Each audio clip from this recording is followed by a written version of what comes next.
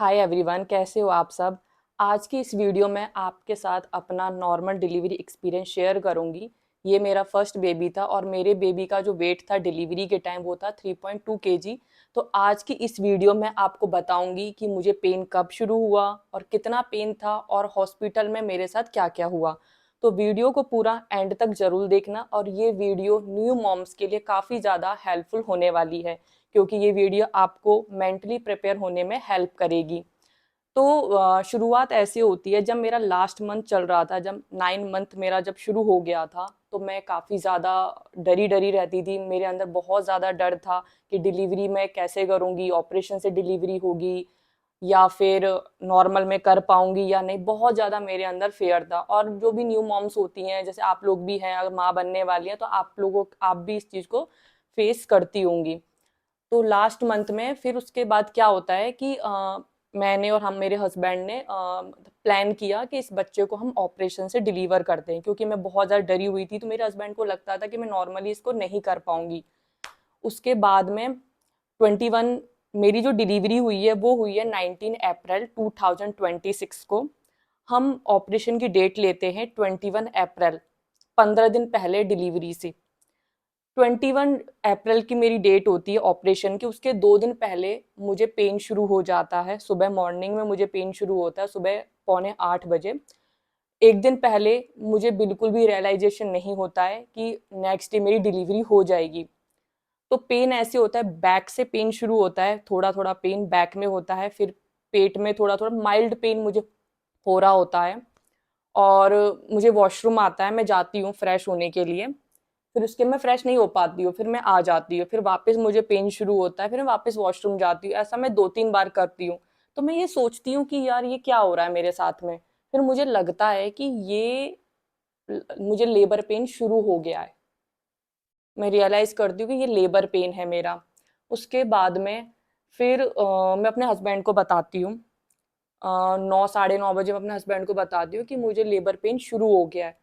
मुझे उस टाइम पे बहुत ज़्यादा डर लग रहा होता है। डर इस बात का कि कैसे होगा। मैं बहुत, क्योंकि मुझे तो एक निडल से भी डर लगता था कि मैं कैसे नॉर्मल बच्चा कर पाऊंगी। और ऑपरेशन की भी मेरी हिम्मत नहीं थी, मैं ऑपरेशन भी नहीं करवाना चाहती थी। मैं दोनों चीज़ों में कंफ्यूज हो गई थी। उसके बाद में हम यहाँ से, घर से सुबह 10:30 बजे निकलते हैं हॉस्पिटल के लिए। मैं अपना हॉस्पिटल बैग तैयार करती हूँ, हम लोग निकल जाते हैं 10:30 बजे। तो 11 बजे तक हम लोग हॉस्पिटल पहुँच जाते हैं। और हॉस्पिटल पहुँचने के बाद में इमरजेंसी रूम में मुझे लिटाया जाता है।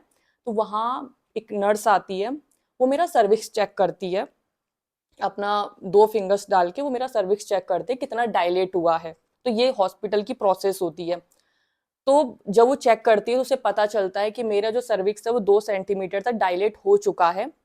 उसके बाद में उसके बाद में मुझे जो लेबर रूम होता है वहां ले जाया जाता है। मैं लेबर रूम में जा नहीं रही होती हूँ, मैं बोलती हूँ कि मुझे लेबर रूम में नहीं जाना, आप लोग मेरा ऑपरेशन कर दीजिए मेरी, क्योंकि मुझे पेन हो रहा होता है और मेरे अंदर बहुत ज्यादा फेयर रहता है कि यार मैं नहीं कर पाऊंगी नॉर्मली से डिलीवर। फर्स्ट बेबी था, 3.2 kg मेरे बेबी का वेट था, मैं जानती थी। तो मैं बार बार यही रिक्वेस्ट कर रही होती हूँ कि प्लीज मेरा ऑपरेशन कीजिए, ऑपरेशन कीजिए। लेकिन जो वहाँ का जो स्टाफ होता है हॉस्पिटल, वो काफ़ी ज़्यादा सपोर्टिव होता है। वहाँ की नर्स काफ़ी सपोर्टिव होती हैं, सब कुछ सपोर्टिव होता है। वो कहती हैं आप कर लोगी, लेकिन मैं फिर भी उनकी बात नहीं मानती। मैं कहती हूँ नहीं, मैं तो ऑपरेशन ही करवाऊंगी। यूजुअली आपको पता होगा, जो पहली बार माँ बनने वाली होती है लड़कियां, वो ऐसा बोल देती हैं शुरुआत कि मेरा ऑपरेशन कीजिए। उसके बाद में वो क्या करते हैं कि सबसे पहले वो मेरी बात मान लेते हैं मुझे दिखाने के लिए कि हम आपका ऑपरेशन ही करेंगे। उसके बाद मुझे मतलब थोड़ा सा बहका कर लेबर रूम में ले जाया जाता है। वहां पर वो मुझे कपड़े देते हैं चेंज करने के लिए। तो मैं अपने सारे कपड़े चेंज करती हूँ और मैंने जो कुछ भी पहना होता है, लाइक मंगलसूत्र हो गया और जो भी जो रबर बैंड वगैरह, वो सब कुछ उतरवा देते हैं। आपके बाल भी खुले करवा देते हैं। सब कुछ, कुछ भी आपके पास नहीं होना चाहिए। उसके बाद ले जाने के बाद में फिर उसके बाद में वो मेरे अंदर एक जेल डालते हैं। और वो प्रोस्टाग्लैंडिन नाम की जेल होता है। और ये जो जेल होता है ये हेल्प करता है आपके सर्विक्स को थोड़ा सा सॉफ्ट करने के लिए और आपके कॉन्ट्रैक्शन बढ़ाने के लिए जल्दी जल्दी, ताकि आपकी जो डिलीवरी है वो जल्द से हो जाए। और एक आईवी की ड्रिप दी जाती है जिसमें ऑक्सीटोसिन नाम का मतलब हार्मोन होता है। ये दोनों जो चीजें होती है, जो जेल हो गया और जो ड्रिप होती है, ये दोनों चीजें मिलकर आपके कॉन्ट्रैक्शन को बढ़ाने का काम करती है, ताकि आपकी डिलीवरी जल्द से हो जाए। तो ये दोनों चीज़ें की गई। उसके बाद में जो मेरा लेबर पेन था वो थोड़ा और बढ़ा। जो कॉन्ट्रैक्शन जो थे मेरे, स्टार्टिंग के जो कॉन्ट्रैक्शन जब आते हैं ना, वो 10-10 15-15 मिनट के गैप में आते हैं, शुरुआत के कॉन्ट्रैक्शन। उसके बाद जैसे जैसे आपका लेबर आगे की तरफ प्रोग्रेस करता है, तो ये जो कॉन्ट्रैक्शन होते हैं इनका जो गैप होता है ये कम हो जाता है। फिर ये 5-5 मिनट के गैप में आने लग जाते हैं। फिर उसके बाद जैसे बेबी आने वाला होता है उसके बाद ये कॉन्ट्रैक्शन और जल्दी जल्दी आने लग जाते। बट ये जो डिलीवरी का जो पेन होता है, मैंने जो एक्सपीरियंस किया, ये कंटिन्यू नहीं होता है। ये वेव में आते हैं, इसके पेन लगातार बिल्कुल नहीं आते हैं, वेव में आते हैं। जब बच्चा होने वाला भी हो तो भी ये पेन वेव में आते हैं। आपको रिलैक्स होने का 1 मिनट का 20-30 सेकंड का टाइम मिलता है कि आप अपने आप को रिलैक्स कर सकते हो। उसके बाद क्या होता है, मेरा पानी ब्रेक बिल्कुल नहीं हुआ था, वाटर ब्रेक नहीं हुआ था मेरा। मेरे अंदर एक प्लास्टिक की हुक नाम का एक नीडल डाला गया जिससे मेरे पानी को ब्रेक किया गया। पानी ब्रेक हुआ। उसके बाद में फिर से एक जेल अप्लाई किया गया, जो प्रोस्टाग्लैंडिन नाम का एक जेल था वो फिर से लगाया गया सर्विक्स को और ज्यादा डायलेट करने के लिए। फिर मेरा 6 से 7 सेंटीमीटर तक मेरा जो सर्विक्स था वो डायलेट हो गया। फिर डायलेशन के बाद में, उसके बाद में मैं कुछ समझ नहीं पा रही थी हो क्या रहा है, ठीक है। मैं उसके बाद भी जो नर्स थी उनको मैं बोल रही थी कि मैं नहीं कर पाऊंगी, आप मेरा ऑपरेशन कीजिए, मेरे हस्बैंड को बुलाइए, उनको बोलिए कि मेरा ऑपरेशन करने के लिए कि। लेकिन मैं बार बार यही चीज बोल रही थी, बट वो कह रही थी कि नहीं आप कर लोगे, आप कर लोगे सच में। उसके बाद में एक बहुत शार्प पेन आता है मुझे। वो एक पेन जो था, जो कहते हैं, सब लोग कहते हैं कि काफी ज्यादा इंटेंस पेन होता है, वो होता है, लेकिन उसकी जो ड्यूरेशन होती है वो काफी कम रहती है। तो मुझे 10 मिनट का बहुत ज्यादा तेज एक इंटेंस पेन था। उसमें मेरा बेबी मतलब हो जाता है और मुझे समझ नहीं आता मतलब कैसे हो गया। और जब बेबी होता है तो मुझे अपना बेबी ना ब्लर दिखाई देता है, क्योंकि एकदम से मतलब होने का ब्लर ठीक से दिखता नहीं है मुझे अपना बेबी। बेबी होता है उसकी एक जो वॉइस है वो मुझे सुनाई देती है, और जो मेरा पेन हो, जितना मैं पेन में थी वो मैं सब कुछ भूल जाती हूँ अपनी बेबी की आवाज़ सुनने के बाद में। तो ये था मेरा नॉर्मल डिलीवरी एक्सपीरियंस। और मतलब मैं काफ़ी ज़्यादा मतलब मैं डर रही थी कि मैं कर पाऊंगी कि नहीं, बट मैंने फिर भी किया।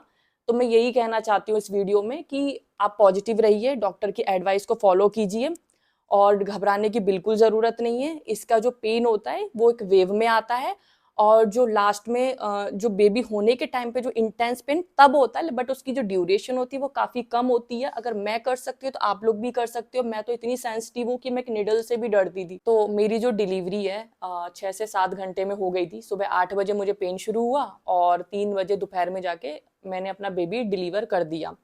एक्चुअली डिलीवरी के लिए आप जो न्यू मॉम्स हैं उनके लिए सबसे ज़्यादा ज़रूरी है एक सही हॉस्पिटल का सिलेक्शन होना और सही गायने का सिलेक्शन होना, ये सबसे ज़्यादा ज़रूरी है। हम लोगों ने भी गलती की थी। पहले मेरा एक किसी और के पास मतलब ट्रीटमेंट चल रहा था इसका, लेकिन वहाँ पे जो डॉक्टर थी वो बिना वजह टेस्ट लिखती थी। आपको पता ही कि हॉस्पिटल में आजकल पैसे बनाने का बहुत ज़्यादा धंधा चल रहा है, लोग पैसे बहुत ज़्यादा बना रहे हैं, तो फिर वो जबरदस्ती के डॉक्टर टेस्ट लिखते हैं, दवाइयाँ लिखते हैं जिनकी कोई ज़रूरत ही नहीं होती है। जहाँ पे मेरा टेस्ट चल रहा था वहाँ पर मुझे आयरन की दवाई भी नहीं दी गई, और जिसकी वजह से मेरा हीमोग्लोबिन काफ़ी ज़्यादा कम हो गया। मेरा जो प्रोटीन का जो लेवल था वो भी काफ़ी ज़्यादा कम हो चुका था, प्रोटीन की कमी भी मेरे अंदर हो गई थी। फिर हमने सही टाइम पर 7 मंथ में ये सारी चीज़ें हमें पता चली। जब मेरा टेस्ट किया गया पता चला कि मेरा हीमोग्लोबिन काफ़ी ज़्यादा कम हो गया है, तो हमने सही टाइम पे डॉक्टर चेंज किया। क्योंकि मैं अब ये कहना चाहती हूँ आप लोगों से कि आप हॉस्पिटल का जो इंफ्रास्ट्रक्चर उस पर मत जाओ, कि हम देखते हैं कि हॉस्पिटल काफी सुंदर है, काफी खूबसूरत बिल्डिंग है इसकी, उसे देखकर हम अब जाते हैं डॉक्टर का सिलेक्शन करने। ऐसा नहीं होना चाहिए, ठीक है। सबसे ज्यादा जरूरी होता है सही डॉक्टर का होना। सही डॉक्टर होगा तो सही इलाज आपका होगा। अगर मैं टाइम रहकर डॉक्टर चेंज नहीं करती तो आज मेरी डिलीवरी नॉर्मली नहीं हो पाती, मेरा बच्चा भी सिजेरियन से डिलीवर होता। तो मैं यही कहना चाहती हूँ कि सही डॉक्टर हो। हॉस्पिटल में जब मैं अपना बेबी डिलीवर किया, मैं 24 घंटे ही हॉस्पिटल में रही, एडमिट रही थी। उसके बाद मैं अपने घर आ गई थी, क्योंकि नॉर्मली बच्चा डिलीवर था तो सब कुछ ठीक था, तो मैं आ गई थी। उसके बाद आने के बाद में 24 घंटे तक तो मुझे स्टिचेस में कोई मतलब हो रहा था पेन, बट इतना पेन नहीं था। लेकिन बट 24 घंटे के बाद मुझे स्टिचेस में बहुत ज़्यादा पेन शुरू होने लगा। मुझे ऐसा लगता था कि मेरे जो स्टिचेस हैं वो काफ़ी ज़्यादा स्वेल हो चुके हैं, और काफ़ी ज़्यादा तो मैं डॉक्टर के पास भी गई थी दिखाने। डॉक्टर ने कहा कि सब कुछ ठीक है, इनको टाइम लगता है, क्योंकि 1 हफ्ते तक आपके स्टिचेस में पेन रहेगा, बहुत ज़्यादा पेन रहेगा स्टिचेस में 1 हफ्ते तक। 1 हफ्ते के बाद आपको नॉर्मल लगने लगेगा।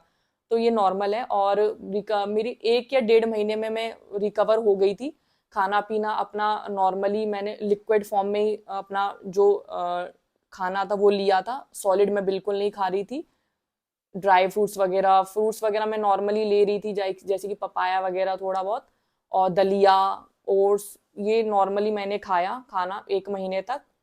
और उसके बाद अब देखो, अब मेरा बेबी 3 महीने का हो जाएगा, और अभी मेरा बेबी ठीक है, मैं भी ठीक हूँ, और बहुत अच्छा लग रहा है कि मैंने नॉर्मली कर लिया। बिलीव कभी कभी तो मुझे बिलीव भी नहीं होता कि नॉर्मल कैसे हो गया, मतलब इतना ज़्यादा मैं डर रही थी। लास्ट के मंथ में तो मैं रोती थी, इतना ज़्यादा मेरे अंदर एंजाइटी आ चुकी थी, इतना फेयर आ चुका था बेबी को लेके कि मैं बहुत रोती थी। मेरे हस्बैंड बहुत समझाते थे मुझे कि नहीं, सब ठीक हो जाएगा, तू कर लेगी, बट मैं नहीं समझती थी बिल्कुल भी। इसलिए उन्होंने फिर प्लान किया कि मैं नॉर्मल नहीं कर पाऊंगी, तो फिर उन्होंने कहा कि तू फिर ऑपरेशन ही करवा ले अपना। बट हॉस्पिटल में स्टाफ का इतना ज़्यादा सपोर्ट था, इतना ज़्यादा उन्होंने समझाया मुझे कि उन्होंने प्यार से, मतलब मेरी नॉर्मली कर स्मूथली डिलीवरी मेरी करवा दी। और आप लोगों ने भी सुना होगा कि वॉक कीजिए और ये वाली एक्सरसाइज कीजिए, ये सब कीजिए, आपकी नॉर्मल डिलीवरी हो जाएगी। मैं अपना एक्सपीरियंस शेयर करती हूँ, मैंने ऐसा कुछ भी नहीं किया था अपनी प्रेगनेंसी में। वॉक तो मेरे से होती भी नहीं थी, क्योंकि मैं वॉक करती थी मेरी सांसें फूलती थी बहुत ज़्यादा, तो वॉक तो छोड़ी दूँ, मैं घर में ही रहती थी। हाँ, बट मैं एक्टिव थी, अपना खाना वाना बनाना, और मेरा रूम थोड़ा सा ऊपर था, तो नीचे ऊपर होता था, मतलब एक्टिव रहती थी। मतलब कुछ मैंने एक्सरसाइज वगैरह कुछ भी नहीं किया था ऐसा। बस इसमें ये है कि आप थोड़ा सा एक्टिव रहिए, ठीक है। ऐसा कुछ नहीं है कि अगर आप लोग एक्सरसाइज नहीं करोगे और क्या बोलते हैं ज्यादा वॉक नहीं करोगे तो आप नॉर्मली बच्चा डिलीवर नहीं कर पाओगे, ऐसा बिल्कुल भी नहीं है। आप लोगों ने भी आई थिंक सुना ही होगा, मैंने भी सुना था, मुझे इस चीज के बारे में पहले नहीं पता था एपिड्यूरल के बारे में, तो मैंने भी सुना था, मैं भी एपिड्यूरल लेना चाहती थी। हम लोग ये प्लान कर रहे थे कि अगर मैं नॉर्मल नहीं कर सकती तो एपिड्यूरल की हेल्प लेनी चाहिए। बट मैं मथुरा जैसी छोटी सिटी में रहती हूँ, तो यहाँ पर मुझे एपिड्यूरल बिल्कुल भी नहीं मिला। अगर आप लोग रहते हो दिल्ली, नोएडा जैसी सिटी में, अगर वहाँ आपको एपिड्यूरल मिलता है और तो आप ज़रूर ले सकते हो। मुझे नहीं मिला था, इसलिए मैं बहुत ज़्यादा डरी हुई थी, क्योंकि ऑपरेशन भी नहीं करवाना है मुझे और नॉर्मल भी नहीं करवाना चाह रही हूँ विदाउट एपिड्यूरल। लेकिन एपिड्यूरल हमारी सिटी में नहीं था, तो मैंने विदाउट एपिड्यूरल डिलीवर किया बेबी। तो अगर आपको ये वीडियो बहुत ज़्यादा हेल्पफुल लगी हो तो प्लीज़ चैनल को लाइक, सब्सक्राइब, शेयर ज़रूर करना, और ऐसे ही यूजफुल वीडियोस मैं आप लोगों के लिए लाती रहूँगी, बेबी केयर और मदरहुड से रिलेटेड।